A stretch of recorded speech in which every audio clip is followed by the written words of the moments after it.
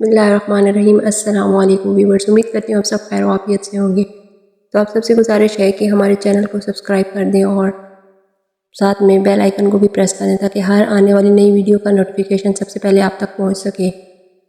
تو چلتے ہیں خواب کی طرف۔ خواب میں سیلاب دیکھنے کی کیا تعبیر؟ حضرت ابن سیرین رحمۃ اللہ علیہ نے فرمایا کہ خواب میں سیلاب بڑا دشمن ہے اور یہ بادشاہ ظالم بھی ہے، اور اگر خواب میں دیکھیں کہ سیلاب کو اپنے اوپر سے دور کیا ہے اور وہ دوسری جگہ پر جا پڑا ہے تو دلیل ہے کہ دشمن پر فتح پائے گا اور اس کو غم اور پریشانی کم ہوگا۔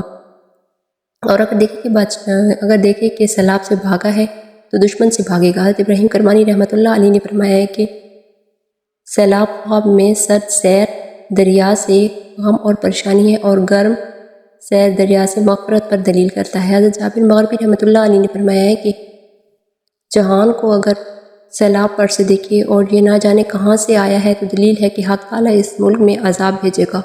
فرمان حق تعالیٰ ہے جس کا ترجمہ یوں ہے کہ ہم نے ان پر طوفان کو بھیج دیا۔ اور بعد اہل تابعین نے یہ بھی بیان کیا کہ اگر خواب میں دیکھیں کہ سیلاب جگہ کو خراب کرتا ہے تو دلیل ہے کہ اس جگہ کے لوگوں کو بادشاہ سے تعاون کا خطرہ خوف ہوگا۔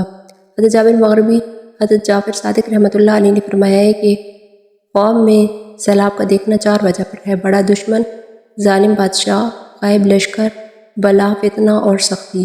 یہ تھی خواب میں سیلاب دیکھنے کی تعبیر۔ اگر اس سے ریلیٹڈ آپ نے کوئی بھی خواب دیکھا ہے تو کمنٹ میں اپنے خواب بیان کر سکتے ہیں۔ تو ملتے ہیں نیکسٹ ویڈیو میں، تب تک کے لیے اللہ حافظ۔